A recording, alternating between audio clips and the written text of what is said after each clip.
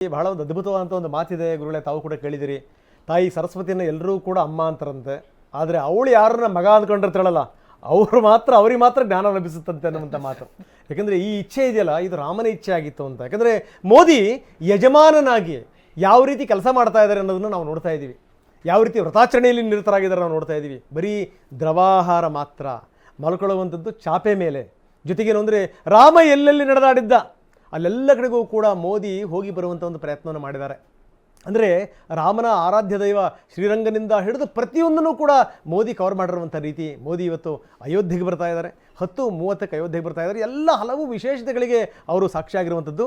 10:30ಯಿಂದ 3:30 ತನಕ ಅವರು ಅಯೋಧ್ಯೆಯಲ್ಲೇ ಇರ್ತಾರೆ. ಹಾಗಾದರೆ ಇವತ್ತು ಅಯೋಧ್ಯೆಯಲ್ಲಿ ಮೋದಿ ಏನೇನು ಮಾಡ್ತಾರೆ ಬನ್ನಿ ನೋಡೋಣ. ರಾಮನ ನಂಟಿರುವ ಪುಣ್ಯ ಸ್ಥಳಗಳಿಗೆ ಭೇಟಿ ನೀಡಿದ್ದಾಗಿದೆ. ರಾಮ ಸೀತೆ ಇದ್ದ ಸ್ಥಳಗಳಲ್ಲಿ ಪೂಜೆ ಸಲ್ಲಿಸಿದ್ದಾಗಿದೆ. ಮಹಾರಾಷ್ಟ್ರದ ನಾಸಿಕ್, ಆಂಧ್ರಪ್ರದೇಶದ ಲೇಪಾಕ್ಷಿ, ಕೇರಳದ ತ್ರಿಪಯಾರ್, ತಮಿಳುನಾಡಿನ ರಂಗಸ್ವಾಮಿ ಹಾಗೂ ರಾಮೇಶ್ವರಂ, ಧನುಷ್ಕೋಟೆಯ ದರ್ಶನ ಪಡೆದಿದ್ದಾರೆ. ತಣ್ಣೀರಿನ ಸ್ನಾನ ಮಾಡಿದ್ದಾರೆ. ನಿಮ್ಮ ಉಬ್ಬಿದ ರಕ್ತನಾಳಗಳ ಸಮಸ್ಯೆಗೆ ಎವಿಸ್ ಆಸ್ಪತ್ರೆಯಲ್ಲಿ ಕೇವಲ 30 ನಿಮಿಷದ ಲೇಸರ್ ಚಿಕಿತ್ಸೆಯೊಂದಿಗೆ ಮುಕ್ತಿ ಹೊಂದಬಹುದು. ಹೆಚ್ಚಿನ ವಿವರಗಳಿಗಾಗಿ ಸಂಪರ್ಕಿಸಿ 8088837300. ಸಮುದ್ರದಲ್ಲಿ ಮಿಂದೆದ್ದಿದ್ದಾರೆ, ಬರಿಗಾಲಿನಲ್ಲಿ ನಡೆದಿದ್ದಾರೆ, ಜಪ ತಪ ಮಾಡಿದ್ದಾರೆ.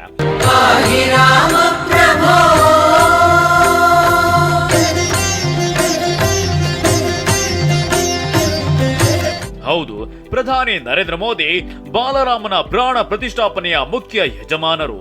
ಹೀಗೆ ಕಳೆದ 11 ದಿನಗಳಿಂದ ಕಠಿಣ ಯಮ ನಿಯಮವನ್ನ ಪಾಲಿಸಿದ್ದಾರೆ. ಆತ್ಮಶುದ್ಧಿಯ ಪರಿಪೂರ್ಣತೆಯ ಜೊತೆಗೆ ಸ್ವಯಂ ದೇವಿ ಶಕ್ತಿಯನ್ನ ಆಹ್ವಾನಿಸಿಕೊಳ್ಳುವ ನಿಟ್ಟಿನಲ್ಲಿ ಹೆಜ್ಜೆ ನಿಟ್ಟಿದ್ದಾರೆ.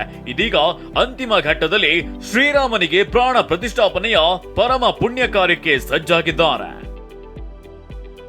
ಇಂದು 5 ಗಂಟೆ ಅಯೋಧ್ಯೆಯಲ್ಲಿರಲಿದ್ದಾರೆ ಪ್ರಧಾನಿ ಮೋದಿ. ರಾಮನಿಗೆ ಪ್ರಾಣ ಪ್ರತಿಷ್ಠಾಪನೆ ಜೊತೆ ಮೋದಿ ಕಾರ್ಯಕ್ರಮಗಳೇನು? ಶ್ರೀರಾಮ ಜನ್ಮಭೂಮಿ ಅಯೋಧ್ಯೆಯಲ್ಲಿಂದು ಪ್ರಾಣ ಪ್ರತಿಷ್ಠಾಪನೆ ಜೊತೆಗೆ ಪ್ರಧಾನಿ ಮೋದಿ 5 ಗಂಟೆಗಳ ಕಾಲ ವಿವಿಧ ಕಾರ್ಯಕ್ರಮಗಳಲ್ಲಿ ಪಾಲ್ಗೊಳ್ಳಲಿದ್ದಾರೆ. ಹಾಗಿದ್ರೆ ಪ್ರಧಾನಿ ಮೋದಿ ಅವರು ಎಷ್ಟು ಗಂಟೆಗೆ ಅಯೋಧ್ಯೆಗೆ ತೆರಳಲಿದ್ದಾರೆ, ಯಾವ್ಯಾವ ಕಾರ್ಯಕ್ರಮದಲ್ಲಿ ಪಾಲ್ಗೊಳ್ಳಲಿದ್ದಾರೆ, ಇದರ ಕಂಪ್ಲೀಟ್ ವಿವರವನ್ನ ನಾವು ನಿಮಗೆ ತೋರಿಸ್ತೀವಿ ನೋಡಿ. ಬೆಳಿಗ್ಗೆ 10:25ಕ್ಕೆ ಅಯೋಧ್ಯೆಯ ವಾಲ್ಮೀಕಿ ವಿಮಾನ ನಿಲ್ದಾಣಕ್ಕೆ ಮೋದಿ ಆಗಮಿಸಲಿದ್ದಾರೆ. ಬೆಳಿಗ್ಗೆ 10:55ಕ್ಕೆ ಹೆಲಿಕಾಪ್ಟರ್ನಲ್ಲಿ ರಾಮ ಜನ್ಮಭೂಮಿ ಆವರಣಕ್ಕೆ ಎಂಟ್ರಿ ಕೊಡಲಿದ್ದಾರೆ. ಬೆಳಿಗ್ಗೆ 11 ಗಂಟೆಯಿಂದ 12 ಗಂಟೆವರೆಗೆ ರಾಮ ಮಂದಿರ ವೀಕ್ಷಣೆ ಆವರಣದಲ್ಲಿ ಸಂಚರಿಸಲಿದ್ದಾರೆ. ಮಧ್ಯಾಹ್ನ 12:05ರಿಂದ 12:55ರವರೆಗೆ ಬಾಲರಾಮನಿಗೆ ಪ್ರಾಣ ಪ್ರತಿಷ್ಠಾಪನೆಯಲ್ಲಿ ಭಾಗಿಯಾಗಲಿದ್ದಾರೆ. ಮಧ್ಯಾಹ್ನ 12:20ಕ್ಕೆ ಬಾಲರಾಮನ ಕಣ್ಣಿಗೆ ಕಟ್ಟಿರುವ ಬಟ್ಟೆ ತೆಗೆಯಲಿದ್ದಾರೆ. ಕಣ್ಣಿಗೆ ಕಾಡಿಗೆ ಹಚ್ಚಿ ನಂತರ ಆರತಿ ಬೆಳಗಲಿದ್ದಾರೆ. ಮಧ್ಯಾಹ್ನ 12:25ಕ್ಕೆ ರಾಮಲಲ್ಲಾನಿಗೆ ಪ್ರಧಾನಿ ನರೇಂದ್ರ ಮೋದಿ ಕನ್ನಡಿಯನ್ನ ತೋರಿಸಲಿದ್ದಾರೆ. ಮಧ್ಯಾಹ್ನ 12:55ಕ್ಕೆ ಹೆಲಿಕಾಪ್ಟರ್ನಿಂದ ರಾಮ ಮಂದಿರಕ್ಕೆ ಪ್ರಧಾನಿ ಮೋದಿ ಪುಷ್ಪವೃಷ್ಟಿ ಮಾಡಲಿದ್ದಾರೆ. ಮೋದಿಯವರು ಪ್ರಭು ರಾಮನ ಮೊದಲ ದರ್ಶನ ಪಡೆದ ನಂತರ ಮಧ್ಯಾಹ್ನ 1 ಗಂಟೆಯಿಂದ ಇತರ ಭಕ್ತರಿಗೆ ದರ್ಶನಕ್ಕೆ ಅವಕಾಶವನ್ನ ಕಲ್ಪಿಸಲಾಗಿದೆ. ಮಧ್ಯಾಹ್ನ 1 ಗಂಟೆಗೆ ಸಾರ್ವಜನಿಕ ಕಾರ್ಯಕ್ರಮದಲ್ಲಿ ಭಾಗಿಯಾಗಲಿದ್ದಾರೆ. ಈ ಕಾರ್ಯಕ್ರಮದಲ್ಲಿ ಆಹ್ವಾನಿತರನ್ನ ಉದ್ದೇಶಿಸಿ ಭಾಷಣ ಮಾಡಲಿದ್ದಾರೆ.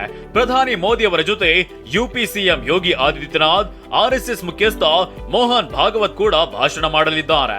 ಮಧ್ಯಾಹ್ನ 2:10ಕ್ಕೆ ರಾಮ ಜನ್ಮಭೂಮಿ ಪ್ರದೇಶದಲ್ಲಿ ಇರುವ ಕುಬೇರ ತಿಲಾದ ಶಿವ ಮಂದಿರಕ್ಕೆ ಪ್ರಧಾನಿ ಭೇಟಿ ನೀಡಲಿದ್ದಾರೆ.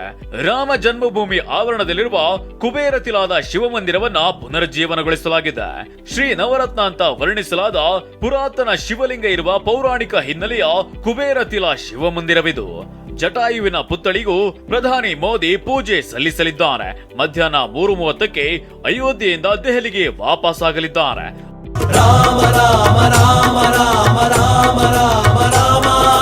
ಒಟ್ಟಾರೆ ರಾಮಲಲ್ಲಾನಿಗೆ ಅತ್ಯಂತ ವೈಭವದಿಂದ ಪ್ರಾಣ ಪ್ರತಿಷ್ಠಾಪನೆ ಕಾರ್ಯಕ್ರಮ ನಡೆಯುತ್ತಿದೆ. ಪ್ರಧಾನಿ ನರೇಂದ್ರ ಮೋದಿ ಅವರು ಧಾರ್ಮಿಕ ವಿಧಿಗಳಲ್ಲಿ ಪಾಲ್ಗೊಳ್ಳಲಿದ್ದಾರೆ. ಇದರ ನಂತರ ದೇಗುಲವನ್ನ ಸಾರ್ವಜನಿಕರ ದರ್ಶನಕ್ಕೆ ಮುಕ್ತಗೊಳಿಸಲಾಗುತ್ತದೆ. ಪ್ರಾಣ ಪ್ರತಿಷ್ಠಾನ ಸಮಾರಂಭವು ಸರಿಯಾಗಿ ಮಧ್ಯಾಹ್ನ 12:15ಕ್ಕೆ ಪ್ರಾರಂಭವಾಗಿ ಮಧ್ಯಾಹ್ನ 1 ಗಂಟೆಗೆ ಮುಕ್ತಾಯಗೊಳ್ಳುವ ನಿರೀಕ್ಷೆ ಇದೆ. Bureau report TV9.